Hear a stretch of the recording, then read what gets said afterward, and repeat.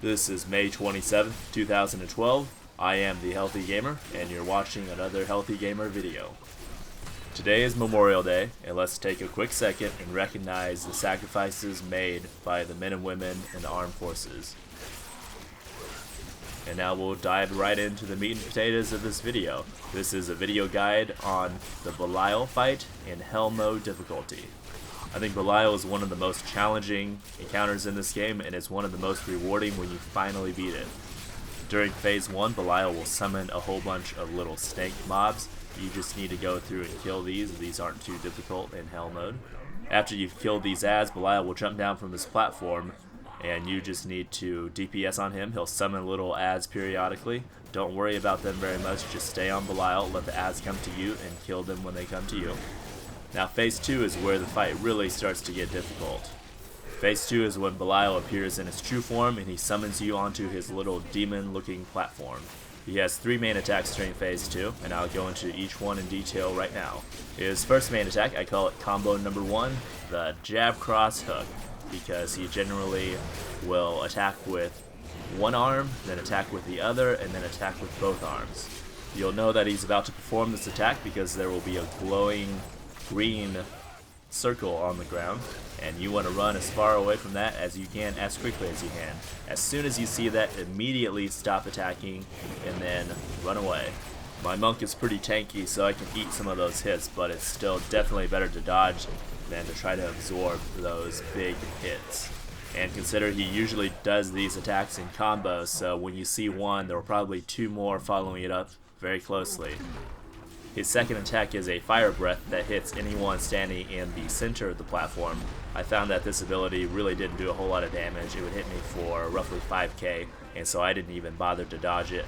I guess your resist and your armor and your hit points will dictate whether you want to dodge this or not, but I think most people should be able to survive it, and it might be too much trouble to try to move away from it. And his third attack is his worst, and I call it the good luck you're fucked ability.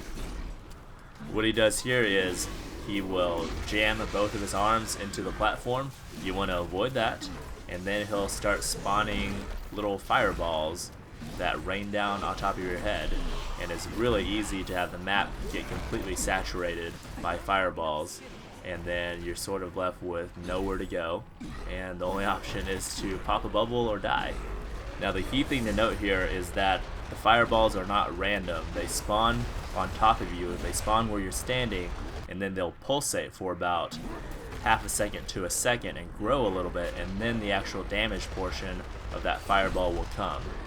So therefore the thing you want to do is to not panic. If you panic and start running as fast as you can away from all these fireballs, you'll likely just saturate the entire map with them and then have nowhere to stand. So instead what you want to do is take small movements, move just barely outside of the radius of the fireball every time one spawns, and then keep making small movements like that so that you can maintain space for yourself. Some key abilities I found to be really helpful during this fight was your Serenity and Vulnerability bubble. I saved that to pop it anytime I couldn't dodge a big attack, or anytime I got stuck in the middle of a whole bunch of fire that I couldn't get out of. I had that ruined out to the 4-second ruin. And I found Deadly Reach to be really useful because of its greater attack range, and during this fight you run around a whole bunch, so you don't want to have to run right up next to him to DPS. You just want to be able to stand out a little bit more. It gives you more room to maneuver and avoid his attacks, and it gives you a little bit more DPS uptime because you're not running back and forth up to him. One last thing to note for this fight, the click to move option is very helpful. You can find that option under options, keybinds, and then gameplay, and then bind it to whatever key you like. I like to use the spacebar because it's big and it's easy to hit. And what the click to move button does is, when you normally click, like left click, if you're on an empty ground with no mob, you'll move there. If you're on a mob, you'll move and attack him. Since Belial has such a huge hitbox, and it's really easy to misclick and attack instead of moving away. That's all I have. Thanks for watching. You can find more guides at thehealthygamer.com.